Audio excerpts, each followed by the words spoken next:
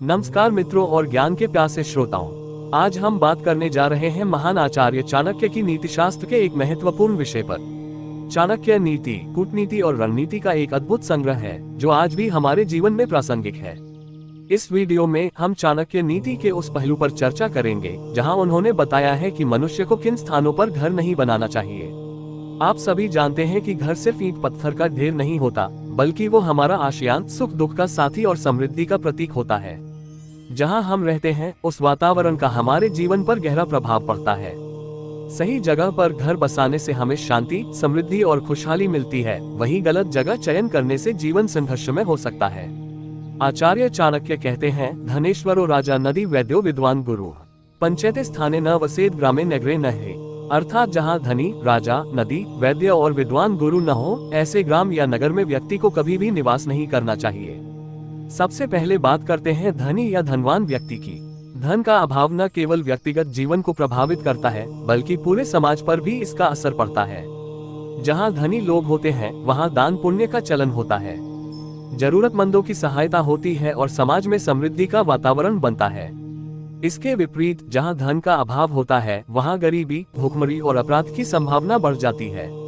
इसी प्रकार एक अच्छा राजा अपने प्रजा की रक्षा करता है और कानून व्यवस्था बनाए रखता है। जहाँ राजा नहीं होता या सुशासन का अभाव होता है वहाँ अराजकता, भ्रष्टाचार और हिंसा का माहौल होता है।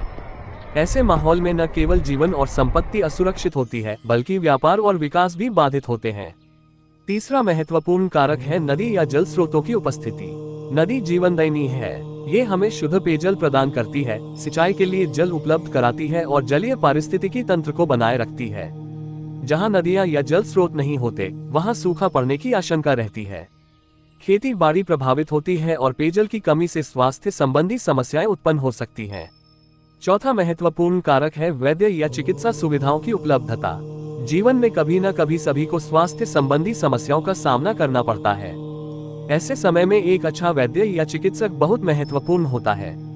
जहां वैद्य या चिकित्सा सुविधाओं का अभाव होता है वहां बीमारी होने पर समुचित इलाज नहीं मिल पाता है, जिससे मृत्यु दर भी बढ़ सकती है।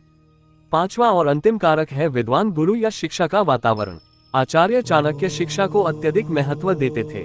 उनका मानना था कि विद्वान गुरु ज्ञान का स्रोत होते हैं। वे हमें शिक्षा प्रदान करते हैं और जीवन जीने का सही मार्ग दिखाते हैं। जहाँ विद्वान गुरु या शिक्षा का वातावरण नहीं होता है वहाँ अज्ञानता और अंधविश्वास पनपते हैं। नई पीढ़ी को उचित शिक्षा नहीं मिल पाती, जिससे विकास अवरुद्ध हो जाता है और सामाजिक बुराइयां जड़ पकड़ लेती हैं। हालांकि घर बनाते समय केवल चाणक्य नीति पर ही निर्भर रहें। भौगोलिक स्थिति, पड़ोस समुदाय, सुविधाओं की उपलब्धता और आपके व्यक्तिगत लक्ष्य भी महत्वपूर्ण है। प्राकृतिक आपदाओं वाले क्षेत्रों से बचें। जमीन की उर्वरता, जलवायु और सकारात्मक सामुदायिक वातावरण का ध्यान रखें। आज के समय बिजली, पानी, सड़क, स्कूल, अस्पताल जैसी सुविधाएं भी निर्णायक होती हैं। यदि आपका व्यवसाय शहर पर निर्भर करता है तो शहरी क्षेत्र फायदेमंद हो सकता है, वहीं शांत वातावरण पसंद है तो शज्जियाओं उपयुक्त हो सकता है। घर बनाना जीवन का एक महत्वपूर्ण निर्णय है। सही जगह का चयन न केवल सुख समृद्धि बढ़ाता है, बल्कि भविष्य को भी सुरक्षित करता है। आचार्य चाणक्य की नीतियां सदियों से प्रासंगिक हैं और उनका मार्गदर्शन लाभदायक है। इस वीडियो में हमने आपको घर निर्माण के विभिन्न पहलुओं से अवगत कराया है। उम्मीद है ये जानकारी आपके लिए उपयोगी साबित होगी। कृपया कमेंट में अपने विचार जरूर शेयर करें। अगर आप ऐसा कोई स्थान जानते हैं जहां रहना अशुभ माना जाता है तो उसके बारे में भी बता सकते हैं। धन्यवाद। अगले वीडियो में मिलते हैं जहां हम चाणक्य नीति के किसी और महत्वपूर्ण विषय पर चर्चा करेंगे।